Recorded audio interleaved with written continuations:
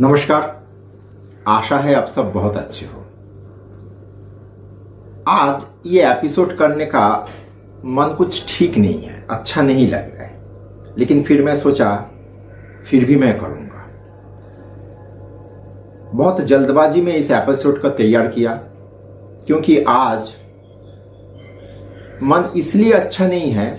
मेरा बहुत एक करीबी दोस्त के साथ जो हादसा हुआ मार्केट में, उसको संबंधित थोड़ा चर्चा आप लोगों से करना बहुत आवश्यक है। मैं चाहता हूं कि ये घटना आप सब सुनो, समझो और उस हिसाब से आप लोग मार्केट में किस तरह से चलना है उसके ऊपर थोड़ा शिक्षा पाओ। पहला कदम हम लोग मार्केट में कैसे रखें, क्योंकि ये घटना हम लोगों को बहुत कुछ सिखाएगा। मेरा एक बहुत नजदीक फ्रेंड है, नजदीक मतलब बहुत ही नजदीक, जिस जगह पे बैठ के मैं ये एपिसोड शूट कर रहा हूं, ये मेरा ऑफिस का एक एक्स्ट्रा रूम था जिसको हम लोग स्टोर रूम की तरह यूज करते थे। अभी यहाँ पे हम लोग शूटिंग के काम कर रहे हैं। हम लोग इसी रूम में बैठ के बहुत शेयर का ऊपर रिसर्च किए। मेरा 3-4 मित्र है, हम सब यहाँ पे बैठ के रिसर्च का काम करते हैं सैटरडे वगैरह।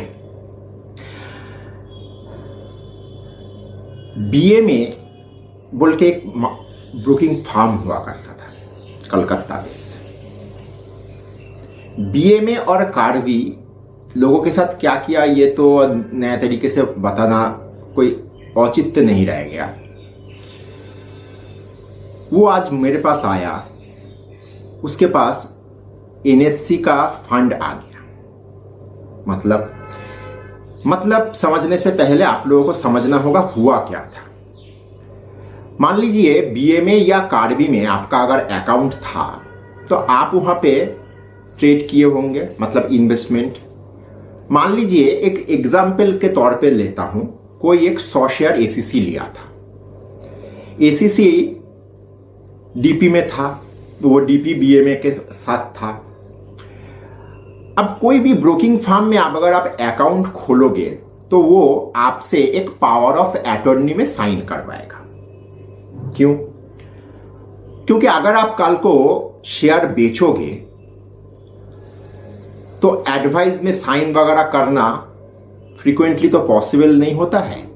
ये पावर ऑफ अटॉर्नी उस ब्रोकिंग फर्म को वो ताकत देता है कि वो आपका डीपी से माल निकाल के मार्केट में डिलीवरी कर पाए। यह है स्ट्रक्चर। ये बीएमए और कार्डवी यहां पे लोगों के साथ धोखा किया, क्योंकि हर किसी का पावर ऑफ अटॉर्नी फर्म के पास था और इस पावर ऑफ अटॉर्नी के बूते पे वो अपना क्लाइंट के अकाउंट से शेयर निकाल लिया और जब पकड़ में आया तो क्लाइंट को कुछ समझा दिया कि कोई बात नहीं है, ये वो इस तरह से चलता रहा। इसके साथ भी उस तरह का ही कुछ घटना घटा था। मार्केट में माल निकल गया और ये इसका सल्टा के उसको संभाल रहा है, उसका लेके इसको दे रहा है, इस तरह से चलता रहा। जब और पॉसिबल नहीं था चीज को संभालना, तब जाके ये लोग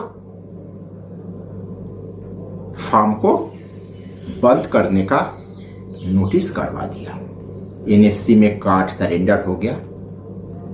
तो पिछले करीब 2-2.5 साल से जिन लोगों को कार्डवी या बीएमए में अकाउंट था, ट्रेडर हो चाहे इन्वेस्टर हो, इन लोगों को ये सब चीज के अंदर से तकलीफदायक सिचुएशन के अंदर से गुजरना पड़ रहा है। ऊपर से मार्केट इतना बड़ा तेजी हो रहा है, तकलीफ दुगना, व्यथा, मन का जो व्यथा वो दुगना तिगना हो रहा था।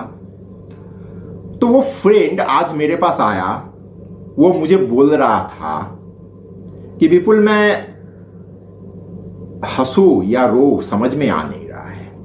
क्यों? एक उदाहरण देता हूं, है तो बहुत सारा। इसी रूम में बैठ के हम लोगों ने आज से 4 साल पहले एक शेयर निकाला था, दीपक नाइट्रेट।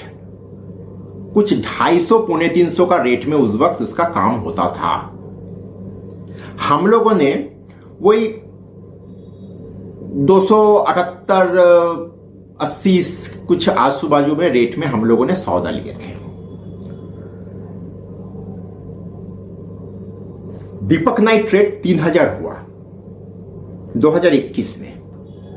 एनएससी ने पिछले हफ्ते इन लोगों को, मतलब मेरा फ्रेंड को ही मैं यहां पे मेंशन करना चाहता हूं, इन लोगों का बैंक अकाउंट में पैसा आ गया है। ये 278 रुपये में सौदा लिया था, 278 रुपया का हिसाब से उसके पास फंड दे दिया गया, सौदा भुगतान हो गया। इन्वेस्टर प्रोटेक्शन फंड के नाम पे सवाल यह आता है, जो शेयर आज 3000 होके भी आज कुछ 2100-2200 के आसपास ट्रेड हो रहा है, 278 से 2000, यही अगर मैं मान के चलूं, ये अमाउंट का क्या, इसका सुनवाई कौन करेगा? जो समय इसमें नियोजित हुआ, जो प्राइस एप्रिसिएशन हुआ, इसका क्या होगा? कहीं पे कोई जवाब नहीं है। एनएससी कलकत्ता ऑफिस, मैं किसी का नाम नहीं लेना चाहता, बात किया हम लोगों ने, बोला एनएससी का एक एवं एकमात्र मकसद यह है कि इन्वेस्टर का फंड प्रोटेक्ट होना चाहिए। मतलब सुनने में कुछ ऐसा लग रहा है, वो बाहुबली में वो देवसेना बोला था ना, मायुष्मती चैन की सांस लो, मेरा बेटा आ गया। कुछ इस तरह से लग रहा है, चैन की सांस लो, मेरा बेटा आ गया। 278 रुपया दे दिया गया। इस तरह से नहीं हो सकता। ये एक विचित्र देश है। आपको आपका पिछवाड़ा संभालना होगा, आपको ही आपका सर संभालना होगा, सब कुछ आपका ही रिस्पॉन्सिबिलिटी है। ये सब कहना अच्छा नहीं लग रहा है, लेकिन ये आपका ही रिस्पॉन्सिबिलिटी है। तो फिर आज का एपिसोड का नाम क्या दिया जाए? आज का एपिसोड का नाम मैं दे रहा हूं पहला कदम।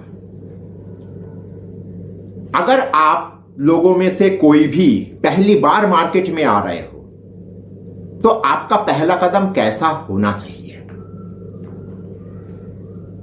मैं पहले भी कोई एपिसोड में इसका जिक्र थोड़ा बहुत किए थे, लेकिन आज मैं आप लोगों को पॉइंट वाइज समझाना चाहता हूं। पहला चीज, अगर आप एक इन्वेस्टर या ट्रेडर बनना चाह रहे हो, तो आप मल्टीपल बैंक अकाउंट रखो। क्योंकि येस बैंक हो गया, धनलक्ष्मी बैंक हो गया, क्या आगे होगा किसी को पता नहीं, 2-3 बैंक अकाउंट आपका होना चाहिए। आपके पास कम से कम 4 ब्रोकर के साथ आपका ट्रेडिंग अकाउंट होना चाहिए, और वो भी प्रीमियम ब्रोकर के साथ रहो। ये डिस्काउंट ब्रोकर के साथ मत जाओ, मत जाओ, मत जाओ। इस देश में आगे का जो स्कैम होगा वो डिस्काउंट ब्रोकर के माध्यम से होगा। मिला लेना एक दिन होगा, तब आपका होगा कि विपुल एक दिन कहा था। होगा, कब होगा पता नहीं, किसी को कुछ पता नहीं, होगा। तो एटलीस्ट 4 ब्रोकर के साथ आपका अकाउंट होना चाहिए। Multiple bank account, multiple trading account. और वॉरेन बफेट जी का ज्ञान अगर आपको मैं दूं, तो आप अपना पैसा कभी भी एक शेयर में मत रखो। Don't put all eggs in a single basket. तो आप फैला के रखो, ताकि कल मान लीजिए अगर आप में से कोई येस बैंक ही आपका अकाउंट था, तो येस बैंक का जब घटना घटा, तो 2-3 महीने के लिए तो आपका रात का नींद चला गया होगा, भूख प्यास सब चला गया होगा। अगर आप में से येस बैंक में किसी का अकाउंट नहीं भी था, सिर्फ बीएमए के साथ या कार्वी के साथ ट्रेडिंग अकाउंट था, फिर राम नाम सत्य तो हो ही गया। तो मल्टीपल अकाउंट अगर रहे, तो किसी के साथ अगर कोई समस्या आए, तो मैं दूसरे से मैनेज कर पाऊंगा। मेरा पूरा फंड फंसागा नहीं।